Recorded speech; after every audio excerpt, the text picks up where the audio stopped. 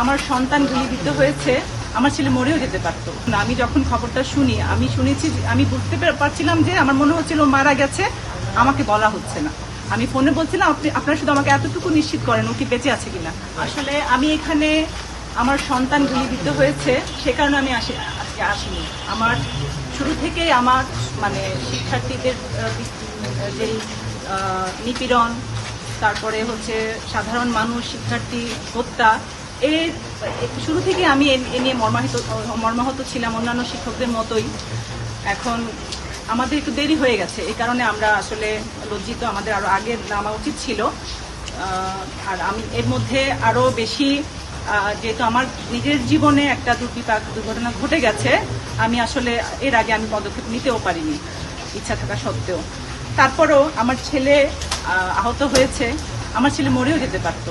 আমি আজকে জানি যে সন্তান হারানোর বেদনা, আমি যখন খবরটা শুনি, আমি বুঝতে পারছিলাম যে আমার মনে হচ্ছিল ও মারা গেছে, আমাকে বলা হচ্ছে না। আমি ফোনে বলছিলাম আপনারা শুধু আমাকে এতটুকু নিশ্চিত করেন ও কি বেঁচে আছে কিনা।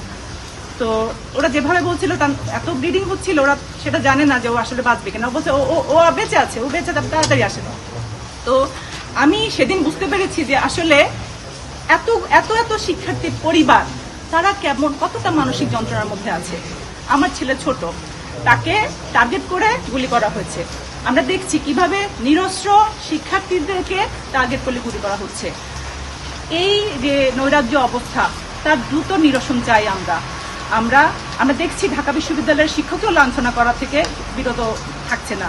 প্রশাসন যেখানে তাদের ভূমিকা খুব ভালোভাবে সুশৃঙ্খলভাবে পালন করতে পারত, সে জায়গায় তাদের অনীহার কারণে, তাদের অসহযোগিতার কারণে আজকে এই নৈরাজ্যের সম্মুখীন হয়েছি আমরা চাই যে প্রশাসন সুষ্ঠুভাবে এই দেশের এই ক্রান্তি লগ্নে তারা হাল ধরুক। কুমিল্লা বিশ্ববিদ্যালয়ের প্রশাসনকে আমরা বলি যে শিক্ষার্থীরা যখন আন্দোলনে থাকবে তারা যেন তাদের পাশে থাকেন। আমরা সাধারণ শিক্ষক হিসেবে আমরা তাদের সমবেতী হতে পারি মাত্র, আমরা কিন্তু আন্দোলনে তাদের রক্ষা করার সেই সুযোগ আমাদের নাই। আমাদের মা আছে, আমাদের সন্তান আছে, আমাদের পরিবার আছে। তো সেজন্য আমরা আমাদের জায়গা থেকে যতটুকু পারি তাদের পাশে থাকার চেষ্টা করেছি, পাশে থাকবো। এবং আজকে আমাদের এই অবস্থান, মানববন্ধন, সেটা তাদের প্রতি সহানুভূতি, তাদের সমবর্তী হওয়ার কারণে। ধন্যবাদ।